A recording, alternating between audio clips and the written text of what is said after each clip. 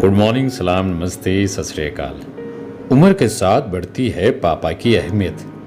देर से समझ क्यों आते हैं पापा? जब तुम पिता बनोगे तब समझोगे ये बात। लगभग सभी लड़कों ने अपने पापा से तो सुनी होगी। उस समय इस बात की गहराई शायद ही किसी को समझ में आई होगी। जब इसके मायने समझ में आते हैं कई बार तब तक वक्त बीत चुका होता है। घरों में पिता की छवि ऐसी बनी होती है जो हमेशा सख्त रहते हैं, डांटते रहते हैं, हंसी मजाक जिन्हें पसंद ही नहीं। यही वजह है कि जिस तरह नौजवान अपनी माँ से दिल की बात कह लेते हैं वैसे पिता से कहने की हिम्मत नहीं कर पाते। खैर, सच तो यह है कि ज्यादातर युवा अपने पिता को गले लगाकर अपने प्यार का इजहार भी नहीं कर पाते। लेकिन धीरे धीरे वक्त के साथ पता लगता है कि पिता होना क्या होता है, और तब यही बात याद आती है, जब तुम पिता बनोगे तब समझ आएगा। पिता जो बचपन में हीरो लगते हैं, टीनेज में आकर विलन जैसे हो जाते हैं, फिर पुराने ख्यालों वाले भी लगते हैं, मगर 30 की उम्र के बाद खुद पापा बनने पर इन्हीं खड़ूस पिता से धीरे धीरे दोस्ती होने लगती है। फादर्स डे के मौके पर हमने अलग अलग उम्र के लोगों से बात करके पिता को समझने के सफर को जानने की कोशिश की है। इस आर्टिकल में हम पाएंगे कि 5 से 10 साल की उम्र, 10 से 20 साल की उम्र, 20 से 25 और 25 से 30 साल की उम्र, और उसके बाद 21 से 40 साल की उम्र में पिता को लेके कितने सोचों में पड़ाव, यानी सोचने के नजरिए में कितना फर्क मैच्योरिटी के साथ आते चला गया। तो शुरुआत करते हैं 5 से 10 साल के उम्र के लोगों की ओपिनियन। तो पहले ये बच्ची बता रही है, बचपन में एक दौर होता है जब हमारे पापा हमारे हीरो होते हैं। तब वो कूल डैड और मम्मी से भी ज़्यादा करीब होते हैं। छठी क्लास में पढ़ने वाली अनन्या तिवारी 10 साल की है। वह कहती है, मेरे पापा बहुत अच्छे हैं, वे स्मार्ट हैं, स्टाइलिश हैं, उनको सब पता है, वे डांटते भी नहीं हैं और कूल डूड लगते हैं। पापा पूरे परिवार का जिस तरह ख्याल रखते हैं वह आसान नहीं है। काम से आने के तुरंत बाद भी वे थके नहीं होते, बल्कि हमारे साथ खेलते हैं। उनकी बातें भी नए जमाने की होती है और वे बुढ़ों की तरह व्यवहार भी नहीं करते। पिछले साल उन्होंने मुझे कश्मीर घुमाया और जन्मदिन पर साइकिल लाकर भी दी। एक बेटी को आखिर अपने पिता से और क्या चाहिए होता है, इसलिए मेरे पापा मेरे लिए हीरो हैं। ये कहना है 10 साल की बच्ची का। आगे बढ़ते हैं 10 से 20 साल की श्रेणी में क्या कहते हैं।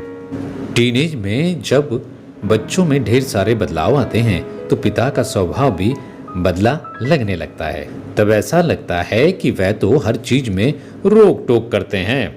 18 साल के मोहम्मद फैजान का अनुभव भी कुछ ऐसा ही है। वह कहते हैं, सबकी तरह मेरे पापा भी पढ़ाई पर मुझे टोकते हैं। जब बहुत देर तक दोस्तों के साथ घूमता हूँ तो बोलते हैं कि इतना समय मत बर्बाद किया करो।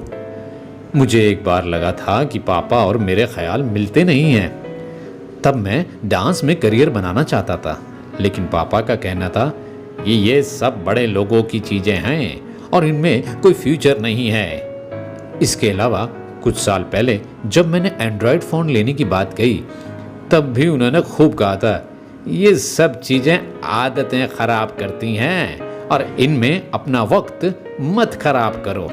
चलिए आगे बढ़ते हैं 20 से 25 साल की उम्र के लोगों का क्या कहना है। देश दुनिया में बाहर से निकलकर बच्चे जब करियर बनाते हैं तब पिता की चिंताएं भी बढ़ जाती है। ऐसे में अगर रोक टोक बढ़े तो मतभेद होना भी तय है। सीनियर कंटेंट राइटर के तौर पर काम करने वाली 23 साल की शिवानी की कहानी भी कुछ ऐसी ही है। वह कहती है, वैसे तो पापा बहुत अच्छे हैं, मगर शायद कई चीज़ों को समझ नहीं पाते हैं।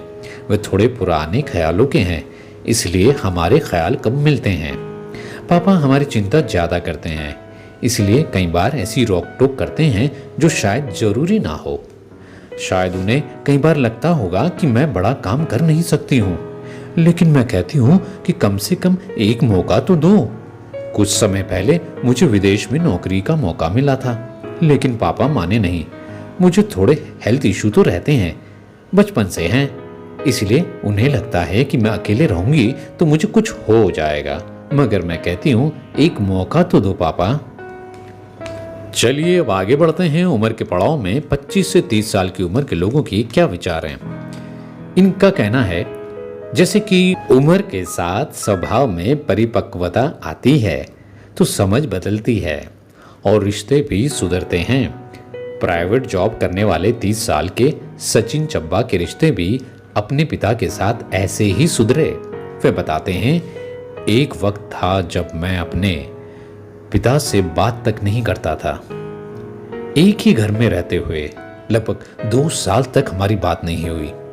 दरअसल वे नौकरी पेशा थे जबकि मैंने रेस्टोरेंट का बिजनेस किया था। तब वे कहते थे कि चूंकि बिजनेस हम लोगों ने कभी चलाया नहीं इसलिए एकदम से बड़ा बिजनेस खोलना ठीक नहीं। लेकिन तब वे बात समझ नहीं आती थी। लेकिन जब बिजनेस में घाटा हुआ और सारे दोस्तों ने साथ छोड़ दिया तब केवल एक दोस्त बचा था जिसने मेरा सारा नुकसान भरा। वो मेरे पिता थे। पापा हमेशा बचत करने की बात कहते थे मगर मुझसे बचत नहीं होती थी। फिर जब कोविड के दौर में मेरी कमाई 50% घट गई तब बचत का महत्व समझ आया। अब लगता है कि पापा ठीक ही कहते हैं। चलिए बढ़ते हैं आगे पड़ाव 31 से 40 साल की उम्र की ओर। फिर एक वक्त आता है जब वो बेटा खुद पिता बन चुका होता है और उनके बच्चे बड़े हो रहे होते हैं। तब जिम्मेदारियां, समाज और फाइनेंशियल स्थिति जैसी तमाम चीजें देखकर फैसले लिए जाते हैं। तब पापा की कही ढेर सारी बातों का एहसास होता है। 36 साल के गौरव श्रीवास्तव का बेटा खुद 5 साल का है। वे कहते हैं ये सच है कि लड़के माँ के करीब होते हैं क्योंकि पापा के पास इतना समय भी नहीं होता था। तब लगता था कि पापा कितने सख्त हैं और एक अनकही दूरियां थी। मगर आज जब खुद पिता बनकर उन चीजों को पलटकर देखता हूँ तो एहसास होता है कि इतना आसान नहीं होता ये सब करना। मेरे पिता ने मुझे पढ़ने के लिए लोन तक लिया। मेरी सारी ज़रूरतें उन्होंने पूरी की, भले ही ये सारी ज़रूरतें बेकार थी। उसके लिए कुछ भी करना पड़ा तो वो मेरे पिता ने किया, मगर कभी भी मुझे मना नहीं किया। एक वक्त बच्चों को लगता है कि पापा ने बस पैसा ही तो दिया है, लेकिन उस पैसे के लिए कितनी मेहनत और कुर्बानियां होती हैं ये तो तब समझ नहीं आता। और फिर उनके पीछे कितनी सारी अनदेखे सपोर्ट के किस्से होते हैं ये बाद में समझ आता है। बेशक आज मैं कह सकता हूं कि हम सबको अपने पापा की अहमियत उम्र बढ़ने के साथ काफ़ी देर से समझ में आती है। तो बहरहाल आप सभी ने सुना फादर्स डे के विषय में। तो इन सब का निचोड़ ये निकलता है कि जब तक आप अपने मन में धीरज नहीं रखेंगे आप रिश्तों को समझ नहीं पाएंगे। आप यही समझेंगे जल्दबाजी में कि भाई वो हमारे प्रति हमेशा सख्त रहते हैं और कुछ ना कुछ बोलते रहते हैं और टोकते रहते हैं।